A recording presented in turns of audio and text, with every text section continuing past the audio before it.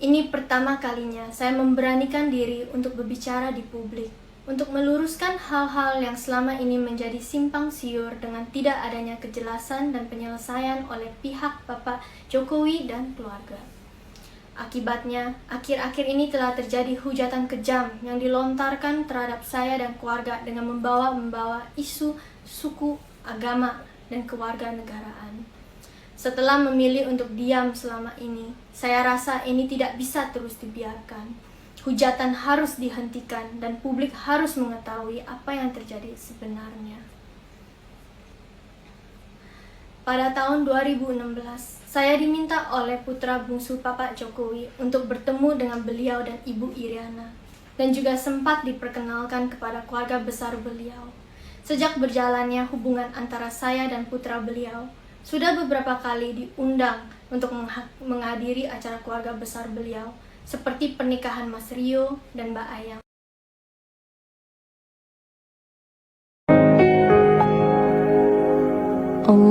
Allahumma salli ala Sayyidina Muhammadin. Keputusan Presiden Republik Indonesia nomor 33P tahun 2022 tentang pemberhentian dan pengangkatan anggota Komisi Pemilihan Umum. Dengan rahmat Tuhan Yang Maha Esa, Presiden Republik Indonesia menimbang dan seterusnya mengingat dan seterusnya memutuskan, menetapkan dan seterusnya ke-1 dan seterusnya. Kedua, mengesahkan pengangkatan sebagai anggota Komisi Pemilihan Umum masa jabatan tahun 2022 tahun 2027 terhitung sejak pengucapan sumpah janji masing-masing atas nama 1.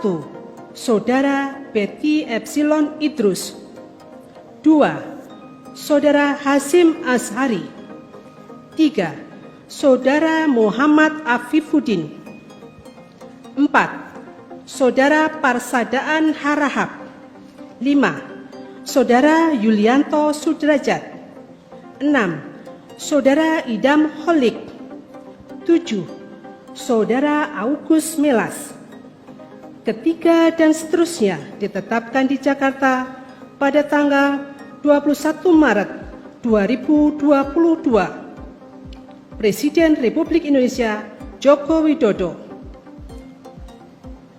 Keputusan Presiden Republik Indonesia nomor 34P tahun 2022 tentang pemberhentian dan pengangkatan anggota Badan Pengawas Pemilihan Umum.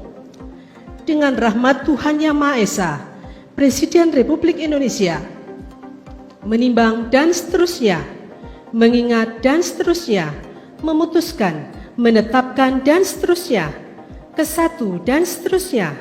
Kedua, mengesahkan pengangkatan sebagai anggota Badan Pengawas Pemilihan Umum masa jabatan tahun 2022-2027 terhitung sejak pengucapan sumpah janji masing-masing atas nama 1. Saudara Loli Suhenti, 2. Saudara Puadi, 3. Saudara Rahmat Bagja, 4. Saudara Toto Haryono, 5. Saudara Herwin Jeffrey Helsa Malonda. Ketiga dan seterusnya ditetapkan di Jakarta pada tanggal 21 Maret 2022. Presiden Republik Indonesia Joko Widodo.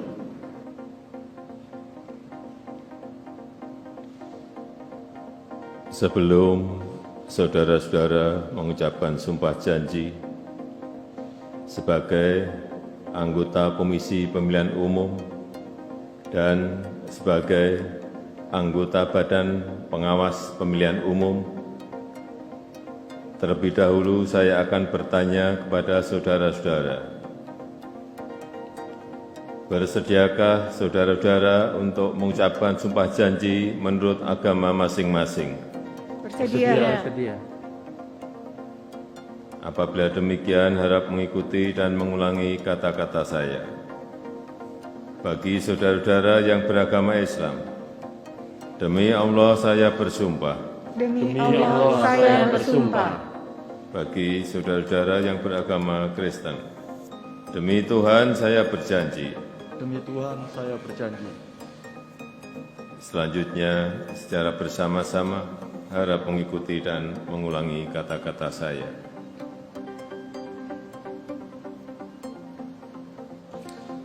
Bahwa saya akan memenuhi tugas dan kewajiban saya sebagai anggota Komisi Pemilihan Umum, sebagai anggota Badan Pengawas Pemilihan Umum, dengan sebaik-baiknya, sesuai dengan peraturan perundang-undangan, dengan berpedoman pada Pancasila,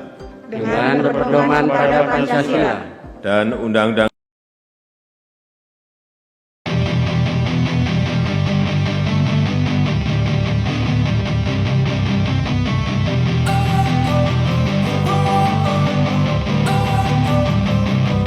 Don't wanna sleep in, cause I got something to prove. I gotta take what I hate and finally make a move. I think of you and all the shit you don't do. Well, I'ma make hella sure that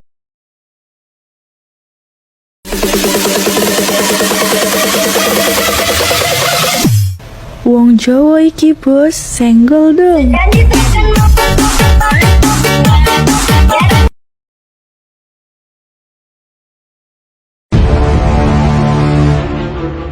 Kami dari Gerakan Rakyat mengundang seluruh elemen gerakan untuk terlibat dalam Kongres Rakyat pada tanggal 18 April 2022 dan juga menyerukan untuk aksi turun ke jalan pada tanggal 21 April 2022 secara nasional. Hidup rakyat Indonesia!